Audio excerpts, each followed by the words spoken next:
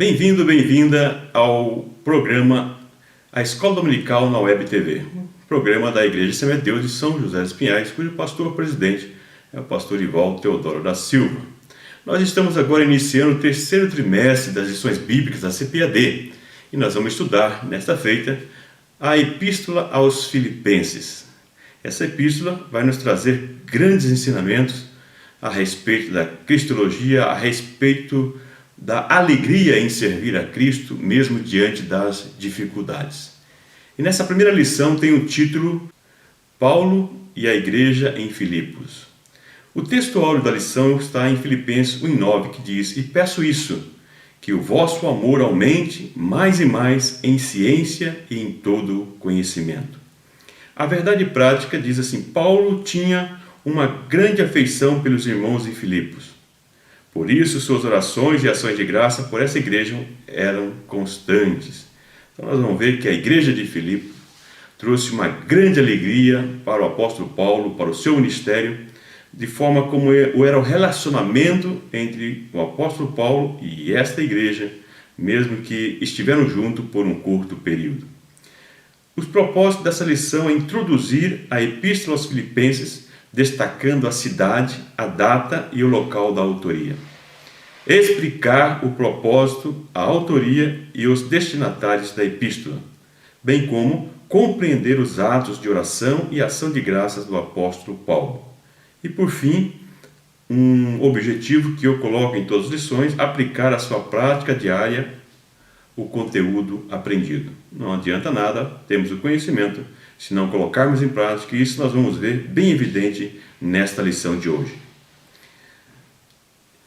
Nesta lição nós temos algumas palavras-chave como alegria, gratidão, serviço, conflito e sofrimento dos santos. Nós vamos ver que são palavras que são de certa forma contraditórias, mas que convivem ao mesmo tempo na vida do apóstolo Paulo e também dos filipenses, bem como também serve para os nossos dias. Uma declaração de amor e gratidão do apóstolo aos filipenses pela cooperação e o amor demonstrado por esses com o apóstolo Paulo. Nós vamos ver que essa igreja demonstrou um grande amor, uma grande afeição, que também era retribuída pelo apóstolo. E aí essa epístola nos encoraja a enfrentar as dificuldades com confiança e a alegria do Espírito Santo em nossas vidas. Quem que não passa por dificuldades, por momentos de sofrimento, de angústia, como Paulo também passou, ou de forma proporcional? E vamos ver que o apóstolo Paulo sobre aonde encontrar encorajamento para enfrentar as suas dificuldades. Deixarei no arquivo de slide para vocês ali o esboço da epístola, com adaptação, o que é colocado nas lições bíblicas da CPAD também. E vamos então ao primeiro tópico da lição, que é o tópico da introdução à epístola. A cidade de Filipos. Então vemos que o primeiro item fala sobre essa importante cidade do Império Romano. Nós vemos que ela estava localizada no norte da Grécia e foi fundada por Filipe II, que era o rei da Macedônia e que também era pai de Alexandre o Grande, também conhecido como Alexandre Magno, grande conquistador. Essa cidade era uma colônia romana. A colônia romana era uma cidade onde era uma residência para soldados aposentados, como prêmio pelo serviço prestado ao Império Romano. Era então um centro militar. E ali nós temos que entender por que aquela cidade foi transformada em uma colônia. Nós vemos, se olharmos a história, a conquista de César Augusto, quando ele lutou com Pompeu e os seus aliados, e César Augusto, que foi o primeiro imperador de Roma, que nós vemos citado na Bíblia Sagrada do Novo Testamento, na época de Jesus, e que também era sobrinho de Júlio César, que após a sua morte acabou assumindo o poder naquele conflito que houve em Júlio César e o Senado romano, e depois à sua frente, depois das intrigas, nós vemos que César Augusto, aliado de Marco Antônio, acaba conquistando, sendo o primeiro imperador, e foi nessa cidade que tiveram uma grande conquista, e por prêmio aos soldados que ali lutaram a favor de César Augusto, eles receberam essa cidade como uma colônia romana, onde existia a residência para esses soldados depois de aposentados. E também era um importante centro comercial, pois estava situada numa estrada muito trafegada que é conhecida como a Via Egnatia, onde ligava a Itália com a Ásia. Era o ponto de entrada da Europa na época, e um cruzamento de grandes rotas comerciais, portanto, transformando essa numa grande e importante cidade. Nós vemos que a cidade de Filipe era uma cidade significante na época do apóstolo Paulo. O segundo item diz: o evangelho chega a Filipos. Quando foi que o apóstolo Paulo chegou a essa cidade? Nós vemos lá em Atos 15:40 e o Atos 16, de 1 a 40, falando sobre essa que foi a segunda viagem missionária do apóstolo Paulo, e que ele foi auxiliado, acompanhado por Silas e Timóteo. Nós vemos um relato de como eles foram impedidos pelo Espírito Santo de ir para a Ásia, e que hoje, atualmente, a Ásia na Turquia, acabam chegando então em Filipos, depois de uma visão noturna em Troade, quando ele vê um cidadão da Macedônia dizendo: passa a Macedônia e ajuda-nos. E depois, nessa caminhada do apóstolo Paulo e Silas, eles acabam chegando em Filipos, buscando ali em Filipos um lugar de oração, porque provavelmente não tinha sinagoga, por mais que o comentarista fala da estratégia de Paulo ir à sinagoga, que é diferente, mas provavelmente ali não tinha uma sinagoga, e ali era o rio chamado Angites, era o lugar onde se reunia aqueles, provavelmente, prosélitos da comunidade judaica, pagãos que eram convertidos à comunidade judaica, reunindo-se naquele lugar, porque para ter uma sinagoga tinha que ter mais de 10 judeus homens. Provavelmente ali seriam prosélitos, então, da comunidade judaica, e ali nós vemos que eles foram para aquele lugar para orar, e naquele lugar eles começam a pregar para as mulheres que ali estavam. Nós vemos então que o apóstolo Paulo inicia a sua primeira pregação na Europa, e dentro dos seus frutos nós vemos a conversão de Lídia, que era de Tiatira, e uma comerciante de púrpura. Nós vemos isso lá em Atos 16, no verso 14. E a igreja, ela acaba se formando na casa de Lídia. A casa de Lídia se transforma um ponto de encontro, então, dos membros da igreja, constituída, fundada ali pelo apóstolo Paulo, e nós vemos que essa igreja floresce, ao longo do tempo, onde várias pessoas acabam se convertendo, virando um ponto de encontro da igreja. E nós vemos que também, na sequência, o apóstolo Paulo e Silas, quando eles estavam ministrando, vinha ali uma jovem. O texto bíblico nos diz que era uma jovem que adivinhava e dava grandes lucros aos seus senhores, mas ela, estando acompanhando o apóstolo e Silas e os que com eles estavam, diziam: eis aí esses homens que são homens de Deus, falando palavras positivas, que talvez nós, ao ouvir essas palavras, poderíamos ficar lisonjeados. Mas Paulo, tendo o discernimento de Deus, viu que aquilo era um espírito demoníaco que estava sobre aquela mulher, e ele expulsa. Isso causa uma grande revolta nos seus senhores, que tinham grandes lucros com a vida daquela adivinhadora, e eles acabam sendo açoitados publicamente, jogados numa prisão e com os pés atados no tronco, nos diz ali o livro de Atos, capítulo 16, do verso 16 ao 24. Nós vemos que essa forma de atar ou de prender os prisioneiros, e ainda no tronco, causava grande dor. Mas essa dor não impediu que Paulo e Silas orassem e cantassem ao Senhor, louvando a Deus mesmo naquela prisão. E vemos que Deus manda um grande terremoto, e vem então esse terremoto, acaba causando a abertura das portas da prisão, e acontece o maior de todos os milagres, que é a conversão do carcereiro. Porque o carcereiro, ao ver tudo aquilo, as portas abertas, ele pensa que os prisioneiros haviam saído, mas quando ele tenta se matar, nós vemos que o apóstolo Paulo chama a sua atenção e diz que eles estavam ali para que ele não fizesse aquilo. Ele pergunta: o que é necessário para que eu salve? Ele disse: crê no Senhor Jesus e será salvo tu e a tua casa. E nós vemos que tanto o carcereiro como a sua casa, quando fala a casa, são os servos, os familiares, se converteram. E nós vemos lá no verso 33 a 34, que aquele que era o carcereiro se torna então como um enfermeiro, porque cuidou das feridas, dos açoites do apóstolo Paulo e Silas, e também como servo, porque servia a ele a alimentação e passou a cuidar deles.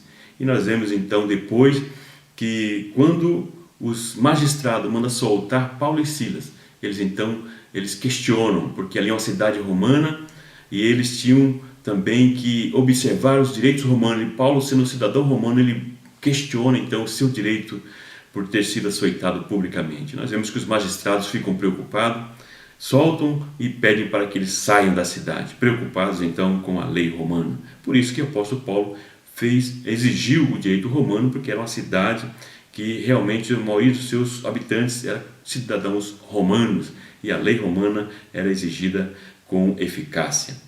E nós vemos então, do verso 35 a 40, Paulo se despedindo daquela cidade. Portanto, passando ali o apóstolo Paulo por um período muito curto.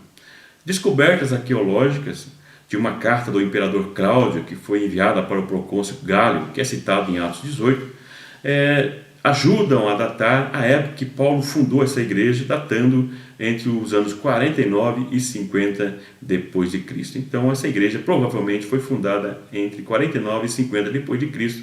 Foi quando aconteceu esses fatos miraculosos, essa ação de Deus na vida do apóstolo Paulo. E nós vemos que um período muito curto ele acaba saindo então de Filipos indo a Tessalônica. O item 3 diz a data e o local da autoria desta carta. A carta, segundo as lições bíblicas da CPAD, que o comentarista é o pastor Linay Cabral, ele diz que está entre 60 e 63, localizando na época que o apóstolo Paulo estava preso em Roma. Mas o apóstolo Paulo ele ficou preso por um período longo também em Cesareia. Então foram os dois locais que ele ficou um período mais prolongado, em Cesareia e em Roma. Mas nós vemos em alguns outros textos bíblicos que além de Cesareia e Roma, Paulo provavelmente tenha também ficado em outras prisões. Nós vemos Romanos 16 e 7, 2 Coríntios 6 e 5, 11 e 23, que eu deixo aqui para você no slide, baixe lá no meu blog ou no SlideShare, o arquivo, que vai ficar disponível para você aqui no vídeo, e você poderá pegar essas citações. Então, existe também algumas dificuldades que ele encontrou em Éfeso, em Atos 19 e 21, que alguns sugerem que ele também possa ter experimentado prisões em Éfeso. Então, existe então entre os especialistas três situações que Paulo pode ter escrito isso em Roma, em Cesareia ou em Éfeso. Questões negativas em relação a Roma e também em relação a Cesareia é que Roma ficava distante, muito distante de Filipos. Demorava aproximadamente 5 semanas para uma viagem entre Roma e Filipos. E no final do ministério do apóstolo Paulo, como é citado lá em 63, também ele estava mais preocupado em pregar o evangelho no ocidente, como na Espanha, Romanos 15, 22 a 24. Então são questões negativas em relação à aceitação da escrita em Roma. E nós vemos também que cita várias viagens, Afrodito, Timóteo e o próprio Paulo, que fala que em breve viajaria para Filipe, onde ele estava. Então, se for um lugar muito longe, ficaria difícil devido à distância. Cesareia também ficava distante, mas Éfeso é uma viagem de poucos dias e também existia muita facilidade de comunicação. Então, alguns defendem que essa carta tenha sido escrita em Éfeso. Então, apesar do autor dizer que foi em Roma, você que é estudante poderá pesquisar e verificar que existe questionamento em relação a essa afirmação de que foi escrita na cidade de Roma. Então você pode pesquisar um pouco mais sobre isso. Existem algumas hipóteses também dessa carta não ser única. Alguns defendem que foram 2 cartas na realidade. O Eingartner, na página 11 do seu livro, que eu deixo a referência biográfica no final do slide, ele afirma ser 2 cartas.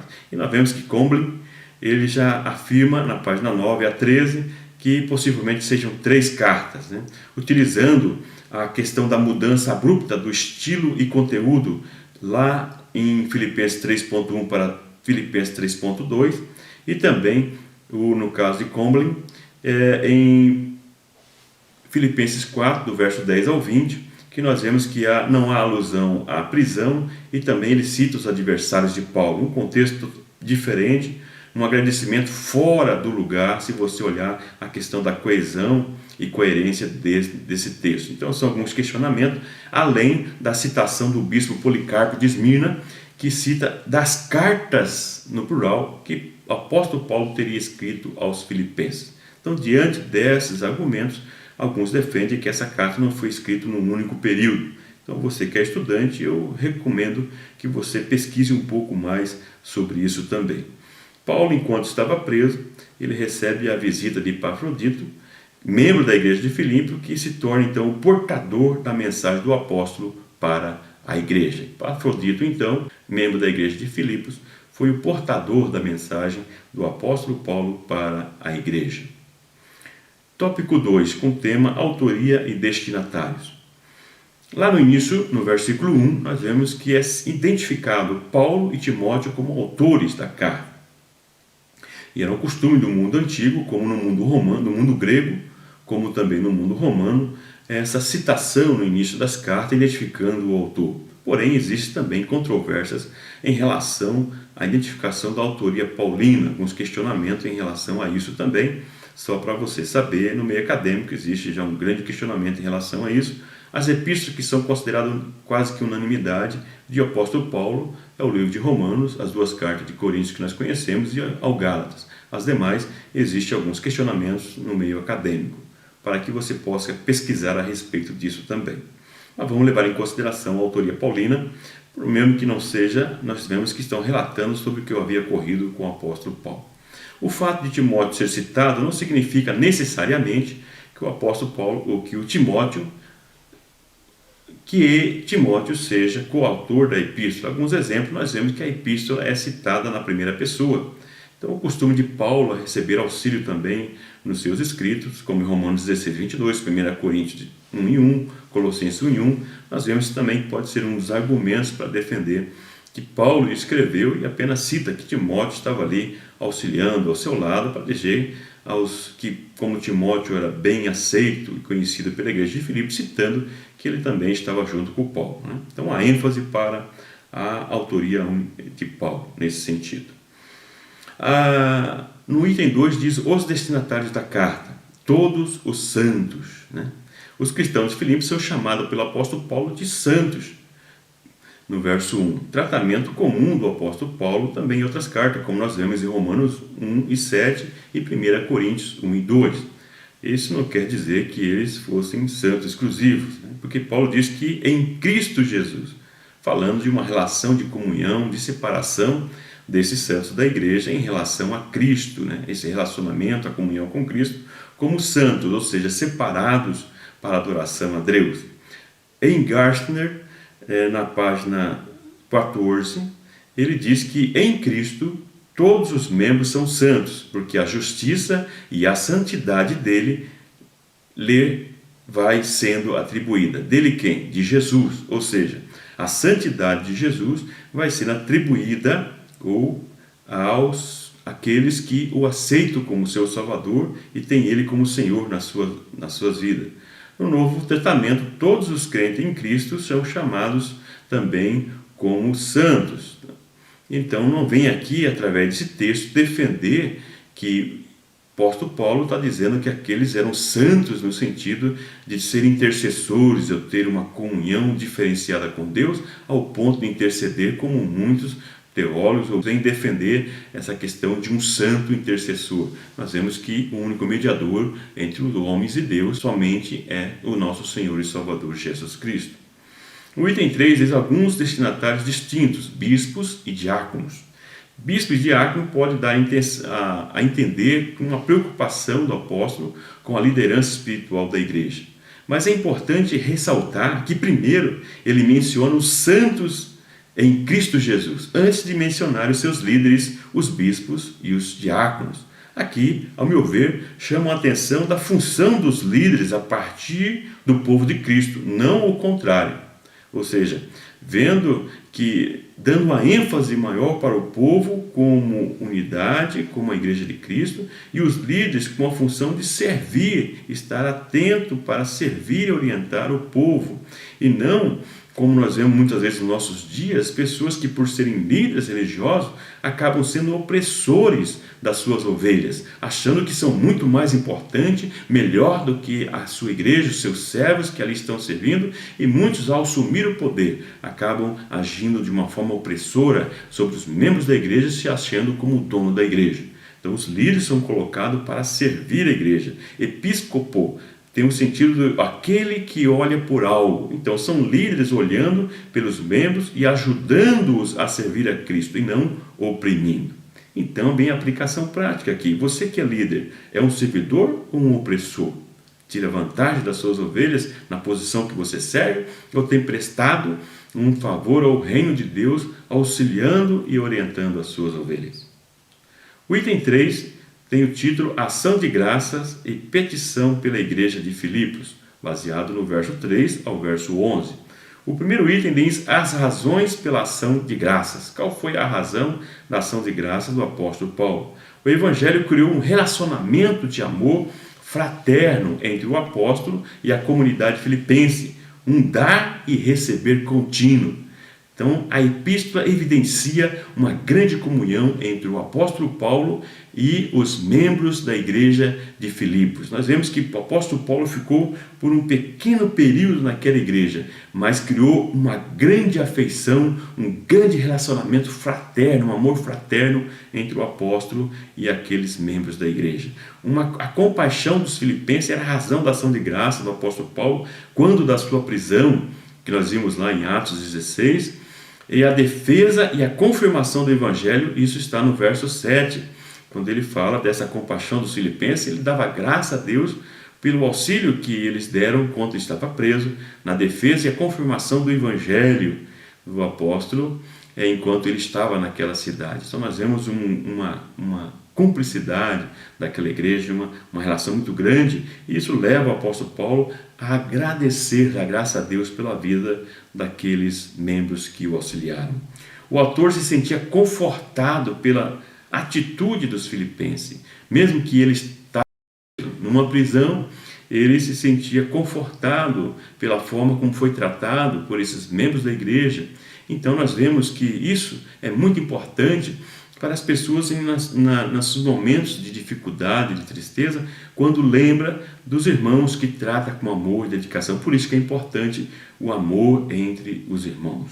Ele agradece a Deus por tudo o que aconteceu em Filipos, tanto as coisas agradáveis, como nós vemos da questão da prisão, dos conflitos, como também de coisas agradáveis, como a forma que foi tratada pelos filipenses. Isso demonstra uma confiança na soberania de Deus, independente da circunstância que o apóstolo Paulo passou na sua vida, e ele agradece por tudo, tanto pela prisão, pelo sofrimento, bem como pelos momentos agradáveis que ele passou na igreja de Filipos.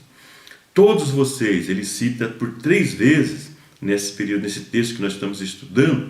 Então demonstra ali que o apóstolo reconhece uma unidade da igreja, ele demonstra que havia uma concordância por toda a igreja, um relacionamento bom com toda a igreja, e nós vemos que é interessante que ele agradece a Deus pelo que havia feito por meio de seus filhos, ou seja, os salvos que ali estavam em Filipe. Então ele agradece não somente pelo comportamento humano, mas ele demonstra que esse comportamento humano foi afetado pela conversão ao Evangelho, pelo poder do Evangelho que modificou e transformou a vida daquelas pessoas. Quem quer cooperar com o que Deus quer, deve cooperar com os demais irmãos e irmãs, também cooperadores de Deus. Então nós vemos que as pessoas que querem cooperar com a obra de Deus, fazer a vontade de Deus, ele deve cooperar com os demais irmãos, que estará automaticamente cooperando com aquilo que Deus quer. Não baseados na simpatia humana, mas no propósito eterno de Deus para a humanidade. Não só porque são simpatizantes, têm um bom relacionamento, mas fazer porque essa é a vontade de Deus e que está dentro do propósito divino de Deus. Não para tirar vantagem ou fazer um troca do toma lá da cá, mas pelo bem do reino de Deus. Isso é muito importante, que isso fica claro nas palavras do apóstolo Paulo. A manifestação da graça de Deus, mesmo na desgraça, no sofrimento, não é exclusividade do apóstolo Paulo. Então nós vemos muitos outros personagens que também agradecem pela manifestação de graça nas suas vidas, mesmo no momento da dificuldade, como o apóstolo Paulo, e como também pessoas hoje, nos nossos dias, que tem condições de louvar a Deus pela manifestação da graça de Deus, independente das circunstâncias. Você tem agradecido a Deus pelo conforto recebido? Pela maneira como Deus age na vida das pessoas, confortando a sua vida? Se você não tem agradecido, faça como o apóstolo Paulo, reconheça e agradeça a Deus pelo conforto recebido no tratamento das demais pessoas que estão à sua volta. O item 2 diz uma oração de gratidão, do verso 3 ao verso 8.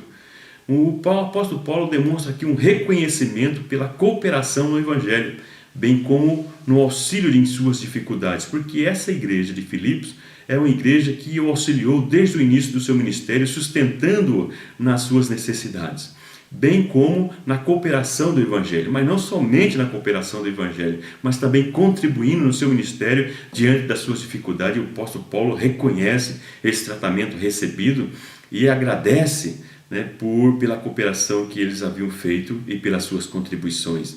E aqui nós vemos uma lembrança do sofrimento na primeira visita a Filipos, juntamente com Silas, que foram presos, açoitados e tendo os pés atados no tronco, como já dissemos anteriormente, lá em Atos 16, 19 e 24, e também ele relembra isso lá na primeira epístola aos Tessalonicenses 2 e 2. Então ele agradecendo a Deus com gratidão, mesmo pelos momentos de sofrimento que ele ali passou, a gratidão pelo livramento de Deus nesse momento de sofrimento na prisão, como já mencionado, da maneira sobrenatural que Deus os libertou da prisão e também trazendo a conversão do carcereiro. Ainda em a oração de gratidão, nós vemos a afeição do apóstolo Paulo pelos filipenses, que tanto o ajudaram nas suas necessidades, embora o breve período de convívio com a comunidade. Então nós vemos aí uma qualidade em detrimento à questão do tempo. Tem pessoas que acham que para ter uma qualidade no relacionamento, na afeição, é preciso muito tempo. E aqui nós vemos que pelo amor em Cristo Jesus, pela vida transformada dessas pessoas do apóstolo Paulo, em pouco tempo, eles criaram uma afeição muito grande no amor em Cristo Jesus e foi significativo na vida tanto do apóstolo Paulo como daquela igreja. O amor com a profunda afeição de Cristo Jesus, não mais o antigo eu, que estava presente no apóstolo Paulo antes da sua conversão. Então nós vemos aqui que agora ele coloca tudo em Cristo como primordial na sua vida. Filipenses, um exemplo de uma igreja, uma comunidade missionária. Então nós vemos a afeição pelo missionário e também a contribuição que eles ali fizeram. O item 3 diz uma oração de petição, do verso 9 ao verso 11. Então nós vemos que ali o apóstolo Paulo, da ação de graça, ele passa a ter uma oração de intercessão pelo amor dos filipenses, que crescesse esse amor ainda mais, para que conhecessem e se aproximassem mais e mais ainda de Cristo. Nós vemos isso no verso 9, que é o texto base no texto áureo. Então nós vemos que o apóstolo Paulo, ele ora a Deus que o conhecimento de Cristo não os distanciasse dos demais, mas que aproximasse ainda mais das pessoas. Um conhecimento que leva ao amor, um amor que cresce com o conhecimento. Então nós vemos lá um conhecimento que não pode ser separado do amor, conforme nós vemos na primeira epístola aos Coríntios, capítulo 13, verso 1, que diz que tudo está baseado no amor. Não adianta a pessoa falar em línguas, ser um bom orador, fazer grandes coisas, mas se não for por amor. Para que estivessem preparados, diz o texto no verso 9, preparados para a vinda de Jesus. Paulo intercede então que esse amor seja tão grande que eles estejam preparados para a volta do Senhor Jesus, traduzindo isso em frutos de justiça no verso 11. Um grande diferencial dos salvos, ou seja, que os frutos que são produzidos por essas pessoas têm que ser frutos de justiça. Quantas pessoas que se dizem cristãos, membros da igreja, salvo, e os seus atos são atos de injustiça. Mas aqui o apóstolo Paulo enfatiza que eles eram cheios de frutos de justiça.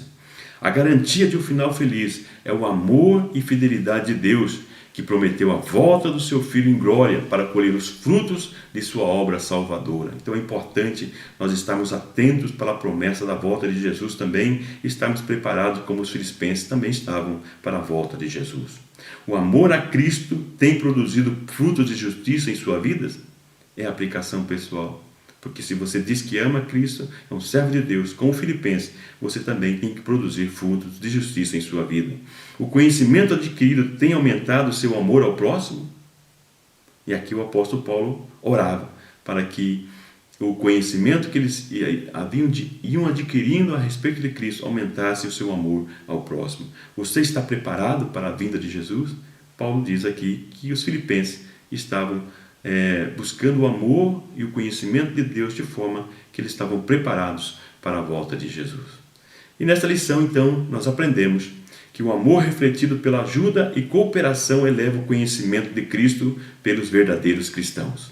Então, o amor, a ajuda e a cooperação deve refletir esse conhecimento de Cristo, o conhecimento que leva, então, a práticas de amor e ajuda e cooperação. Ações de justiça confortam o coração de quem recebe. Tanto o apóstolo Paulo, que recebeu ação de justiça, ele se sentiu confortado, como aqueles que também praticam a ação de justiça. Devemos priorizar a nossa salvação para estarmos preparados para a vinda de Jesus e vivemos na humildade, aguardando a volta do Senhor Jesus, estando comprometido com o seu reino, como também os filipenses estavam comprometidos. Que Deus, na sua multiforme graça e misericórdia, vos faça compreender o que nós aqui trouxemos nesta lição. Compartilhe na sua rede social, compartilhe nos seus e-mails esse programa que tem o objetivo de auxiliar nas escolas bíblicas dominicais. Muito obrigado pela sua atenção e continue conosco na próxima semana.